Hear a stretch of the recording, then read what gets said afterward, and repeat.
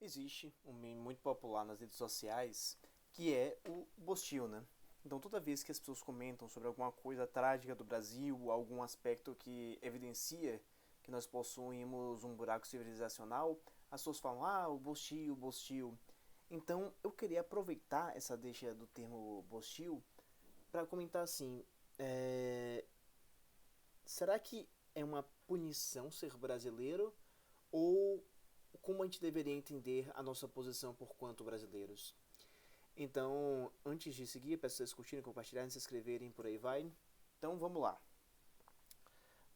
Primeiramente, quando a gente fala do Brasil, a gente sabe que o Brasil, hoje, de acordo com... Acho que o relatório foi da OCDE, né? Nós caímos da 48ª economia do mundo, quando a gente considera PIB per capita, ou seja, o nosso produto interno bruto, considerando o tamanho da nossa população. Que em geral é comum a gente ficar no top 10 do PIB em geral, mas também nós somos uma das 5 ou 6 maiores populações do planeta. Então quando a gente coloca PIB per capita, era a posição 48 ou 49 e caiu lá para casa dos 87. Isso significa que nós estamos na metade mais pobre do planeta e pior, estamos empobrecendo ao invés de enriquecendo.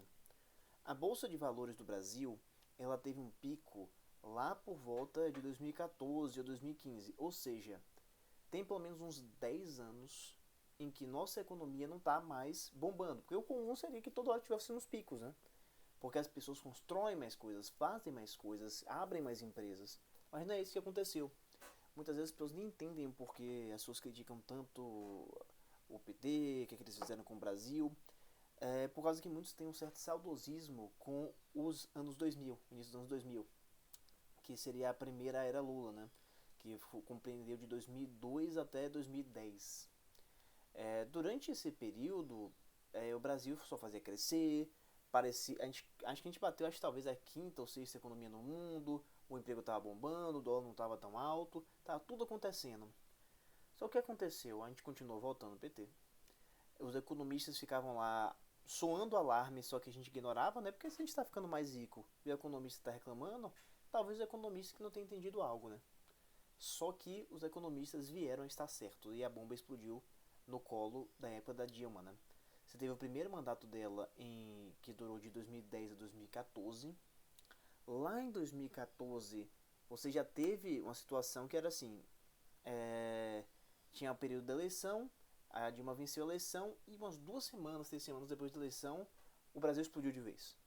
Por que isso aconteceu? Porque você tinha uma fraude fiscal chamada pedaladas fiscais, que foi a razão do impeachment dela 2 anos depois, né? Ou seja, ela estava pegando empréstimos públicos, forçando empresas públicas e bancos a darem empréstimos para o Brasil, para parecer que as contas do Brasil estavam bem, para maquiar ao menos até o período da eleição. Aí passou a eleição, tudo explodiu de vez. Teve que sair fazendo um monte de corte, foi corte na educação, corte na saúde. O pessoal do FIES, eu lembro que na época eu pegava... Foi início do Uber, né? Um pouquinho início do Uber. Eu pegava muito Uber e pegava muito táxi. E você conversava com as pessoas e elas te relatavam assim, não, minha filha estava na faculdade, depois saiu. E, pô, foi um desespero terrível. Quem participava de universidade nesse período, as universidades federais ficaram em greve por uns 2, 3 meses do nada. Então foi muito desemprego, empresas fechando, foi um desastre. Então em 2014 nós não tínhamos crescimento nenhum, ou seja, nosso crescimento foi zero. Nos anos de 2015 e 2016 foi pior ainda, porque nossa economia teve uma recessão. Ou seja, não só nosso PIB não cresceu, como a gente estava diminuindo como economia, que obviamente implica desemprego, pobreza e tudo mais. Então, e aí teve impeachment de Dilma, você vê que teve umas tentativas com Temer e Bolsonaro e para tentar rearranjar, mas vocês conhecem a história completa. Isso não aconteceu. Temer saiu rápido, Bolsonaro eventualmente teve a cabecinha dele cortada ainda enquanto presidente e continua ali nas estribeiras, né? Ou seja, o Brasil continuou como um país desesperador. O país sempre foi pobre, mas em algum sentido nós tínhamos uma sensação que era um país pobre melhorando. Mas agora não, a gente sente o país como algo trágico, né? A gente sente uma certa desesperança, a gente não consegue olhar no horizonte e pensar, tá, mas quando é que vai ocorrer um momento de virada e as coisas vão começar a ficar boas? Parece que esse momento simplesmente não chega pra gente. Então por isso que as pessoas falam tanto da questão do bochil, por causa que é o fruto de um país empobrecido, cada vez mais emborrecido. Até falei no vídeo passado que é um país que tem um gap civilizacional, a gente não sabe informações suficientes para poder fazer uma virada de jogo, então parece que não tem nada dando certo. Então aí vem a pergunta fundamental, né? Será que ter nascido brasileiros é quase um tipo de punição, uma tristeza, ou o que seria? Eu acho que quando as pessoas falam bochil, elas sentem ser brasileiro como um tipo de punição. Em algum nível. Em algum nível. É realmente um tipo de sofrimento. É você pensar que não importa o emprego que você esteja agora, se você tivesse nascido na Europa ou nos Estados Unidos, provavelmente você estaria ganhando 3, 4, 5 vezes mais. Porque você estaria ganhando em moeda boa, você teria mais empresas, um mercado melhor. Se você fosse um artista, você teria a chance de ficar milionário, talvez indo para Hollywood, fazendo uma banda grande. Então, tem várias oportunidades que simplesmente na sua vida não existem por onde você mora. E às vezes isso pode. A gente não pode diminuir isso. Isso aqui é uma experiência real. Muitas vezes as pessoas pretendem um certo nacionalismo que é um patriotismo que faz com que as pessoas não respeitem o patriotismo. Aquele patriotismo que diz assim pra você: olha, tá tudo dando errado na sua vida, tá tudo ruim, tá tudo cretino, mas tudo que a gente tem aqui é bom.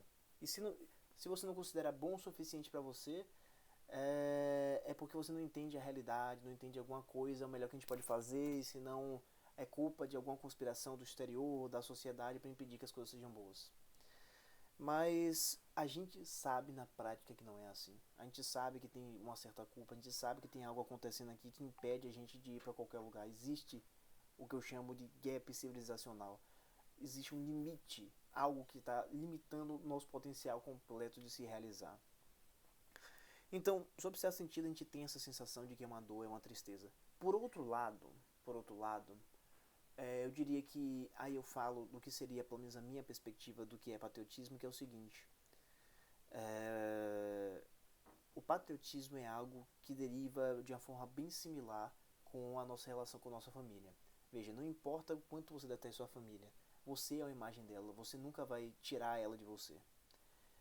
Onde você nasceu, quem cuidou de você, as coisas que você viu ao seu redor quando você nasceu, as oportunidades que você teve. Nenhum bebê nasce, cresce e consegue sobreviver por conta própria. Ele sempre tem uma estrutura ao seu redor. Essa estrutura é, primeiro, a sua família e, segundo, o seu estado, a sua nação.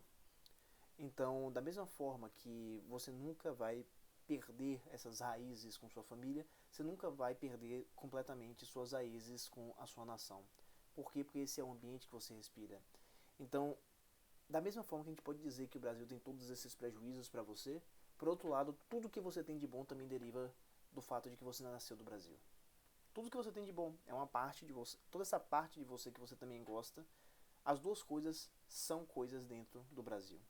Então, sob certo sentido, acho ruim a gente falar das coisas ruins que aconteceram em você por estar no Brasil, mas também todas as coisas boas.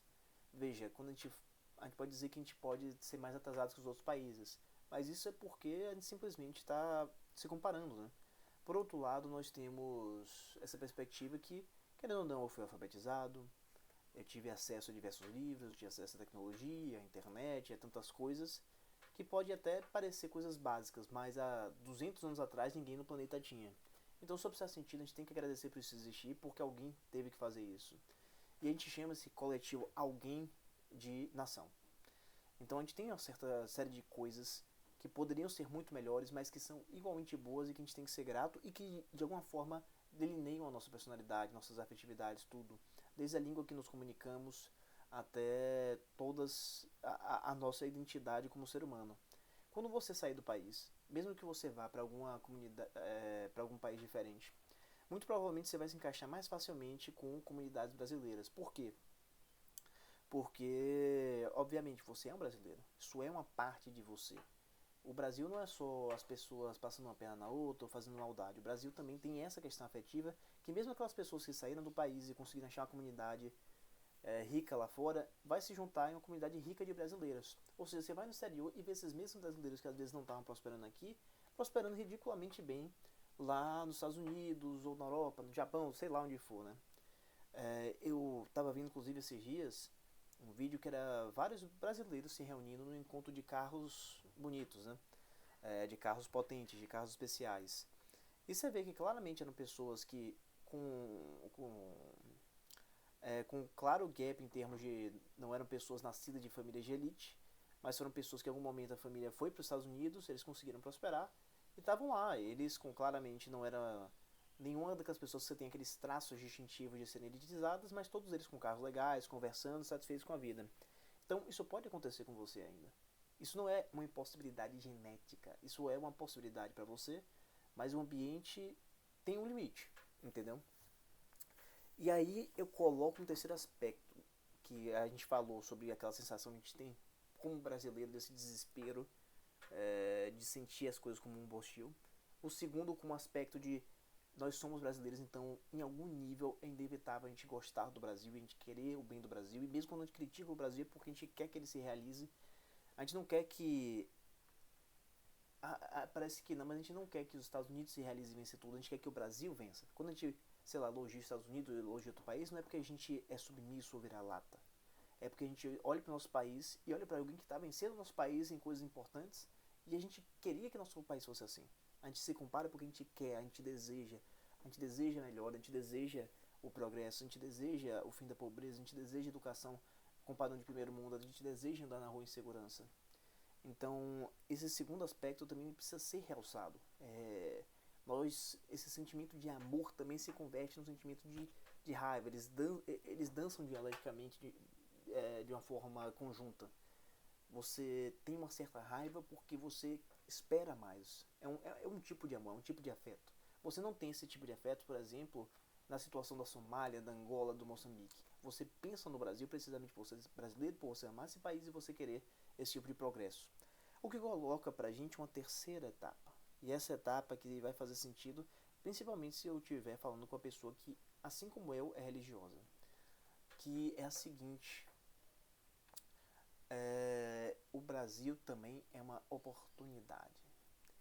Porque, veja, quando a gente fala dentro de uma perspectiva religiosa, ou seja, não materialista, nós falamos que a gente não necessariamente a riqueza material que a gente percebe é o sentido da vida. Muitas vezes o sentido da vida religioso é precisamente viver em uma miséria grande e no meio dessa miséria você encontra a verdadeira felicidade, que é Cristo, em Cristo. E eu vou te dar um exemplo bem prático disso. Aqui no Nordeste, você tem em Salvador uma famosa santa que viveu até pouco tempo, viu? Estamos falando de anos 90, anos 80, ela ainda estava viva, que era Irmã Dulce. E para mim, quando eu paro para pensar na vida de Irmã Dulce, eu percebo que o Brasil também é uma oportunidade. Por quê? Porque se você tivesse nascido na Suíça, na Dinamarca, ou em alguma vila super rica da Alemanha, no Liechtenstein, não importa. Se você tivesse nascido nesses lugares, você não saberia o que fazer para melhorar o mundo. É muito difícil você saber, tipo, alguém já fez isso pra você, pra sua sociedade, pro seu bairro, pra sua rua, pra sua comunidade. No Brasil isso ainda está em aberto. Ninguém fez. Você pode ser a primeira pessoa a fazer. Então pode ser você a tirar pessoas da pobreza, pode ser você a educar as pessoas pela primeira vez, pode ser você a pessoa que salva o Brasil. Então, sobre esse sentido, o Brasil é uma oportunidade para você. É uma oportunidade, talvez, que Deus te deu de achar uma santidade precisamente resolvendo algum tipo de problema no Brasil, porque as pessoas estão no estado de pobreza, seja cultural, seja econômico, em tantas coisas diferentes. É tão fácil você achar a pessoa necessitada por algo que você só tem que parar para pensar assim: caramba, isso é uma grande oportunidade. Então, assim, uma pessoa que está no Brasil, mais do que num país desenvolvido, você tem a oportunidade de fazer uma diferença, de fazer um impacto de uma forma que em qualquer outro lugar isso poderia ser algo mais nebuloso. As oportunidades do martírio, da dor, do jejum, do auto sacrifício para o outro, todas essas coisas que fazem a transformação da alma humana e que realizam o verdadeiro potencial humano estão plenamente disponíveis para você. É uma necessidade. E na medida que você resolver essa necessidade espiritual para você, você também vai resolver a, a dor espiritual do Brasil. Então, o bem é algo que se retroalimenta. Você salva a sua alma e o Brasil salva a si mesmo. Então, em algum nível também é uma oportunidade. Então, essa é a tripla dinâmica que sai do sentimento mais rasteiro de ser hostil, do segundo, que é o sentimento de que você tem um sentimento de pressentimento, de identidade e uma vontade que esse lugar melhore, e terceiro, o Brasil como uma oportunidade incrível para você encontrar talvez a salvação de sua alma na eternidade e a verdadeira felicidade em Cristo. Então, essas são as 3 coisas que eu teria para pontuar para você. Muito obrigado pela atenção. Se você gostou do vídeo, curta, comente, compartilhe, se inscreva e por aí vai. Muito obrigado e até a próxima.